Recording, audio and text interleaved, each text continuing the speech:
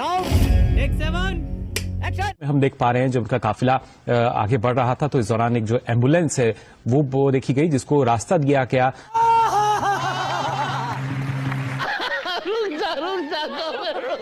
तो भैया देखा, एक बार फिर विश्वगुरु ने एम्बुलेंस के लिए रास्ता छोड़ा।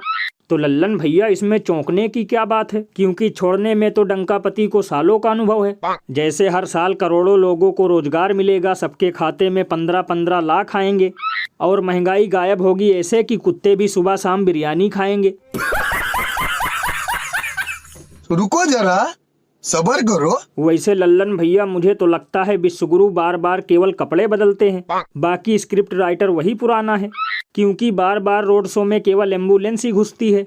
कम से कम अब की बार 2-4 सांड ही घुसा देते। ये बड़ी अच्छी बात कही आपने, क्योंकि बार बार ये लोग बस यही सीन दोहराते हैं। अरे कुछ तड़कता भड़कता लिखो।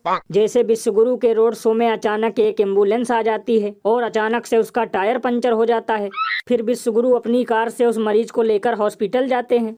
तभी गुल्लू, चुशांत और तिहाड़ी वहाँ माइक लेकर आते हैं।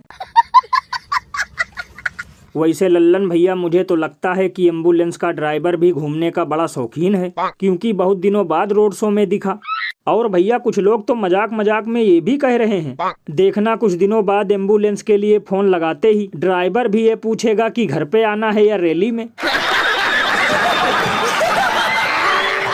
और अभी तो रुको, क्लाइमैक्स अभी बाकी है। हे प्रभु, हे प्रभु, हे हरि राम कृष्ण जगन्नाथ प्रेमानंद, ये क्या हुआ?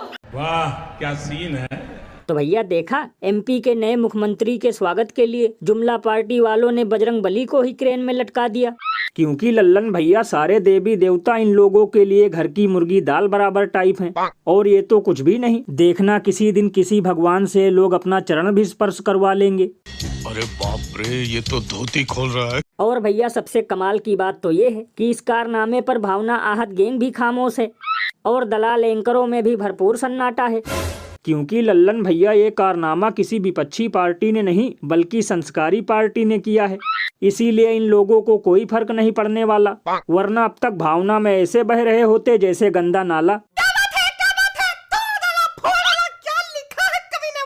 वैसे भैया मुझे तो लगता है कि जुमला पार्टी वालों ने बजरंग बली से बदला लिया है, क्योंकि ठीक इसी प्रकार से बजरंग बली ने इन लोगों को कर्नाटक में लटकाया था।